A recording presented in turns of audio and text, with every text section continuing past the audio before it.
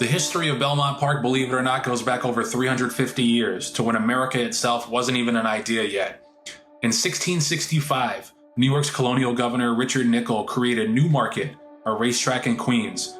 It stood for over a century and proved so popular that even when the British were expelled in 1783, a thirst for horse racing lived on in the hearts of newly independent New Yorkers.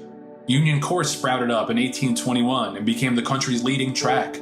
After that came Brighton Beach Race Course, which helped create the New York Institution of Amusement at Coney Island, the plants of Sheepshead Bay, Gravesend, Jerome Park, Aqueduct, and many others followed soon after as enterprises competing to satisfy the city's enduring racing fix.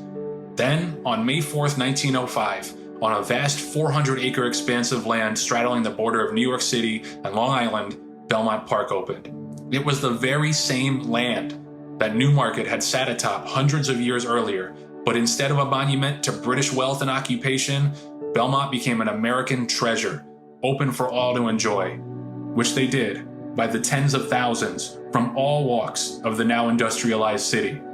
The attendance, moreover, was not restricted to any one locality nor to any one class. The Bowery and the Avenue mingled in the surging democracy of the betting ring, said the New York Tribune in its coverage of opening day.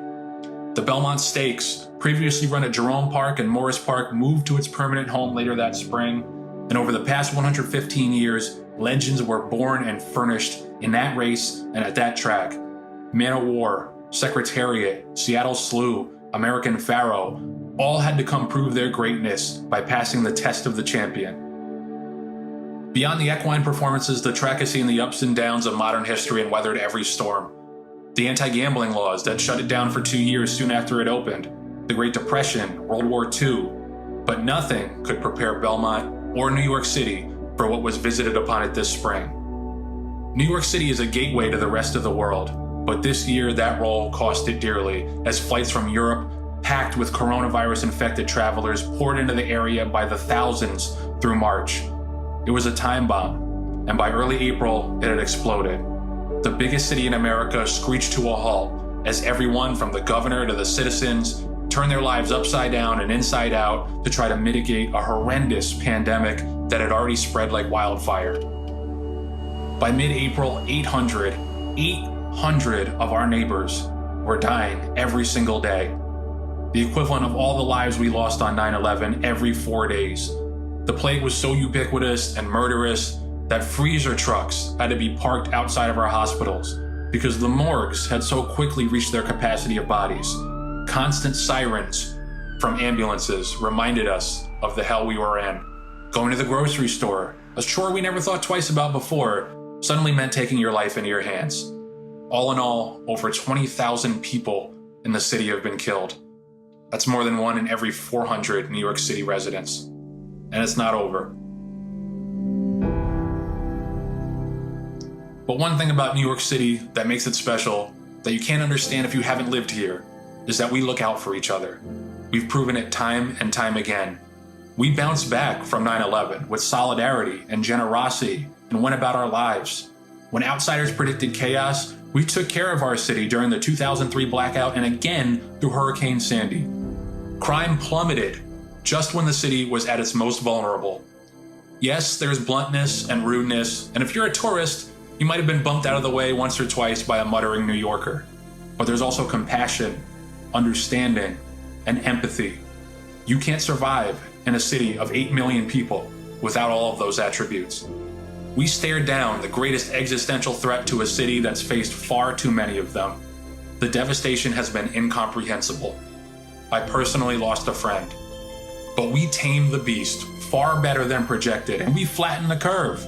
Again, because we looked out for each other and sacrificed. Today, New York, after being the epicenter of the global crisis, is in a far better position with the virus than most of America.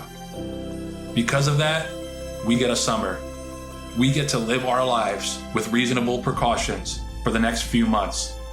And amid a sports desert, racing has been an oasis. So it's fitting that on the first day of that summer, we get the Belmont Stakes, the first major sports attraction in New York since the pandemic first descended upon us. In my high school days, I would sit alone in the sprawling Belmont grandstand on a random Wednesday and just soak in the sights of a game that I loved. The bucolic serenity of essentially having the country's biggest racetrack to myself helped me clear my mind and battle the anxiety of a teenager growing up in post 9/11 New York. It was peace at a time when life in New York didn't have much of it. So it makes sense on a personal level that cavernous track returns to provide peace in times of distress for the city once more. And even though we may not have the roar of the crowd this year, that just amplifies the sounds unique to our sport even more. The thundering rumble of hooves, the exultations of jockeys, the reverberating ring of the starting gate. Whatever lies beyond the horizon, we have reason to be proud right now, even as we mourn. Communities are what get humans through hardship, and through that hardship, those communities become tighter knit. It's happened in racing, and it's certainly happened in New York City. So you'll excuse me if I shed a few tears when those horses come out to that track to the echo of booming horns and Frank Sinatra's timeless voice. We've all earned the opportunity to let it out.